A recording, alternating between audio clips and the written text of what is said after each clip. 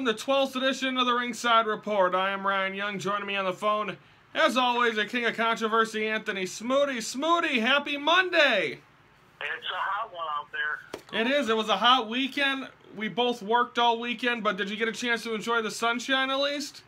I did. I caught a nice carp in Nipperson Creek on Friday. Oh, you went fishing with your pops? Yep. Well, that's good to hear, and hopefully, my dad just retired. He wants to get into fishing. We'll see if he eventually does. He wants to get a boat, but you know how dads like to talk.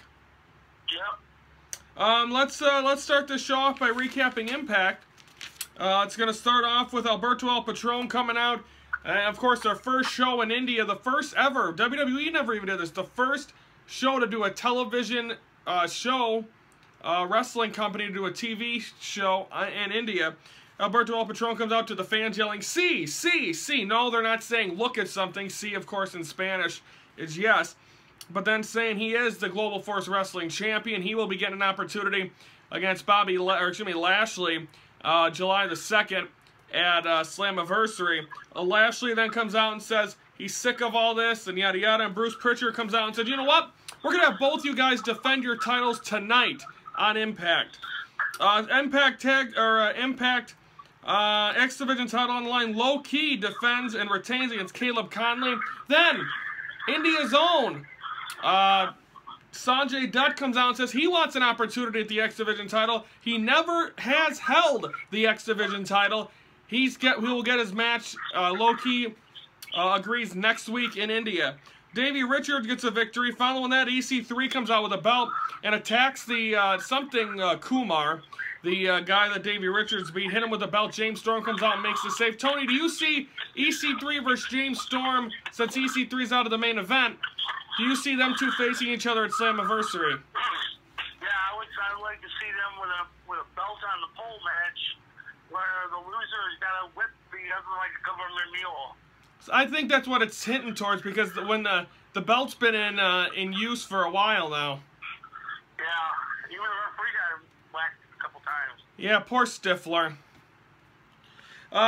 Impact World title on the line. Lashley retains against Moose, so he is in. And of course, the winner of these two matches will be the main event. Finally, we will get the main event for Slammiversary. So Lashley retains his Impact World title. Then we have the Impact Knockouts title. Rosemary retains against the hot mess, Laura Van Ness. Tony, do you still have the hots for Laura Van Ness? Not anymore. She started to nothing but a bitch. She's a drunk. She's interesting. I'll tell you that. She's still wearing that stupid dress from the wedding night. Get over it already. Well, Tony, imagine that. You're being stood up at the altar. You don't know how that feels. Daniel Bryan went through that at the altar. Well, who did he get stood up by? He got stood up by AJ, remember? No. AJ became the general manager of Raw, and then look at his career. He's now married Nikki, Brie Bella, and as a kid. Birdie. Yeah, Birdie. The next one's going to be called Holden One. Or Eagle. Jesus, the next one should be John Cena. Oh! He comes back in a couple weeks, Tony. Shh. Yeah. We're off that week, so we can't cover it. Damn it. It's okay. Still, your sister's gonna ogle him and everything. Or whatever. She's going to be stalking him. Finally, Global Force Wrestling World title, Alberto El Patron defeats Chris Adonis. Tony, do you know who Chris Adonis is? Yeah, the stupid idiot guy, what was his name? Chris Masters. Yep. And then eventually ends in a brawl. I think we're going to see, Moose made the save. We might see Moose face. I want to see, I don't know when it's going to happen, but I think Eli Drake deserves a singles title, don't you? I think it should be after Slammiversary. I mean, he's going to get involved in Slammiversary somehow. I hope so. Okay, Smoony, that's Impact. They're in India next week. Also, we'll see, we're going to see more stuff from India. Plus, you're going to see the training video and the sparring between Josh Matthews and Scott Steiner. We're taking time out when we come back. We're going to preview Raw from the Cajun Dome in Lafayette, Louisiana. That's next.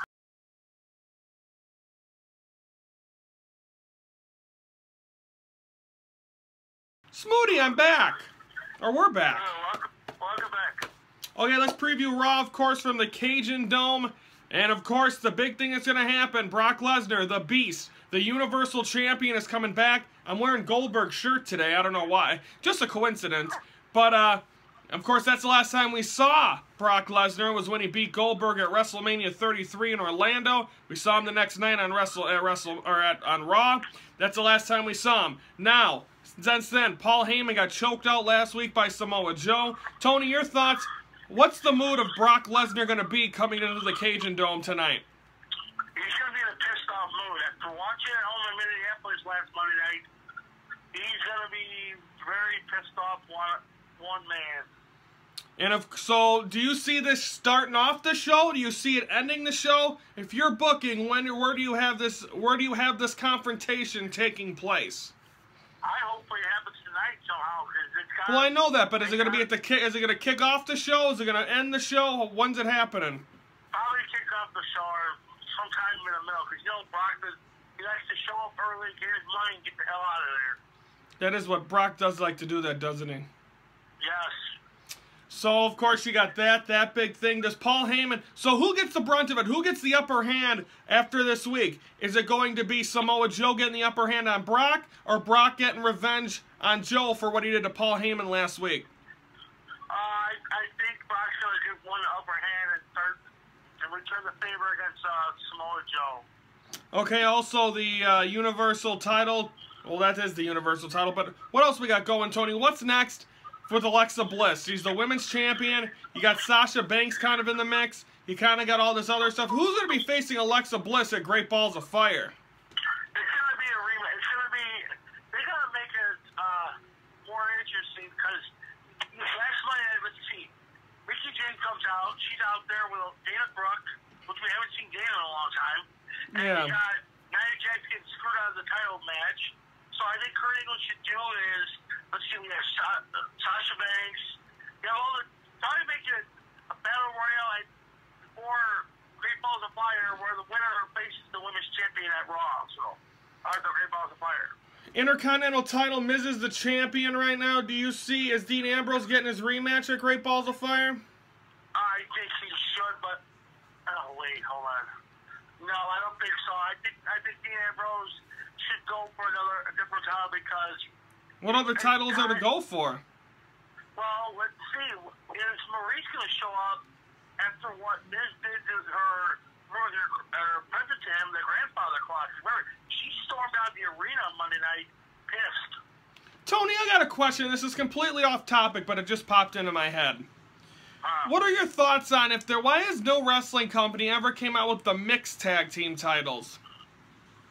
Well, I've never seen that, but that would actually be a great idea, because I would like to see somebody come out there and actually do a mixed wrestling. Like, why not Miz and Maurice be the mixed tag team champions, and they take on, is there any other couples? Noam Dar and Alicia Fox. Well, not only them, but you got Rich Swann, Sasha Banks. Yeah. Well, if Daniel Bryan wasn't hurt, I would have said Brie and Daniel, but I think Brie's coming back. I heard rumors that after this pregnancy weight goes down, she is coming back after... So do you say by next year's WrestleMania, will we know if Brie Bella is going to come back?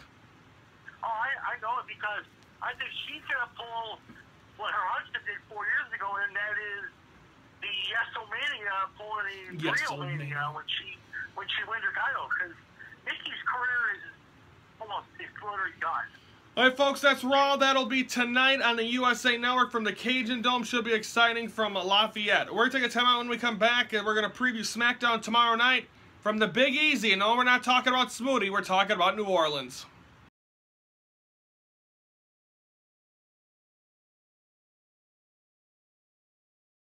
Okay, we are back here on the Ringside Report. I'd like to wish a happy birthday to Jerry Lynn and Mark Henry.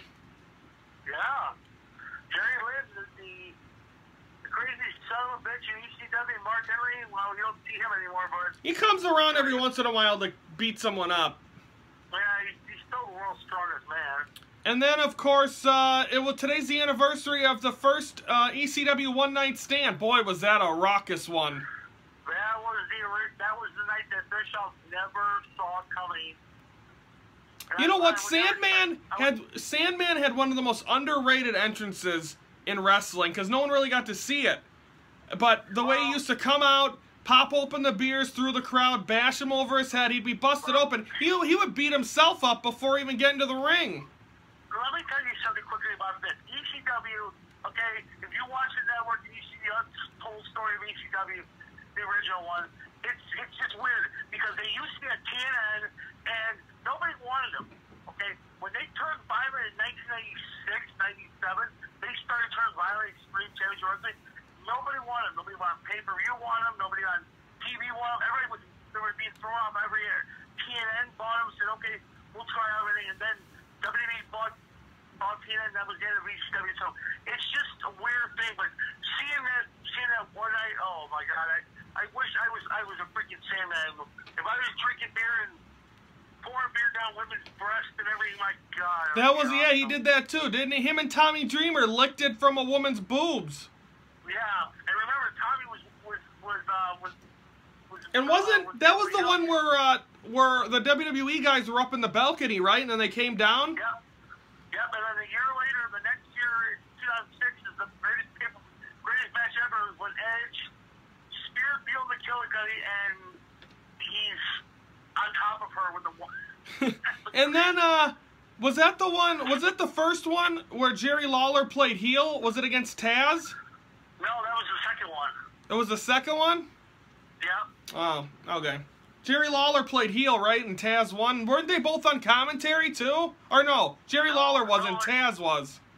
Taz was that for the first match because Joey Styles was about to get power drive. Let's preview SmackDown tomorrow night from the Big Easy. Of course, the home of the Hall of Fame 2017, also a couple of years ago. The Hall of Fame, Raw, SmackDown after WrestleMania. That is the Smoothie King Arena or Center in... It's still going to feel eerie that when we go down there for WrestleMania week, you know, it's going to feel eerie when we get a Superdome and the Smoothie King Center, knowing that 4 years ago, everybody got to see the Ultimate Warrior's last appearance in WWE. A lot of history there because also Undertaker's streak ended. Yeah, so that Superdome's still a lot of memories, but that WrestleMania 30 was just a classic. Watch it on the network, you'll see why. We don't have much time to preview SmackDown. Tony, you expect anything big tomorrow night? Well, we're about 6 days away from Money in the Bank, and just get ready for Money in the Bank because we got the women's briefcase, you got Naomi versus Lana, you've got all the matches, and probably Randy's going to show up, and maybe RKO, one of the Sting brothers, and maybe hopefully get a punch to the head. That'll be SmackDown tomorrow night, USA Network. Folks, don't forget on Friday, ladies and gentlemen, Ringside Report 500 is going to be coming to you from Orlando, Florida, the home of WrestleMania 33, from the Disney Boardwalk. A lot of exciting things. Again, the announcement that is going to change the face of Ringside Report forever. I can't wait to finally be able to talk about this starting on Monday's show, but it'll be fun to finally announce it on Friday.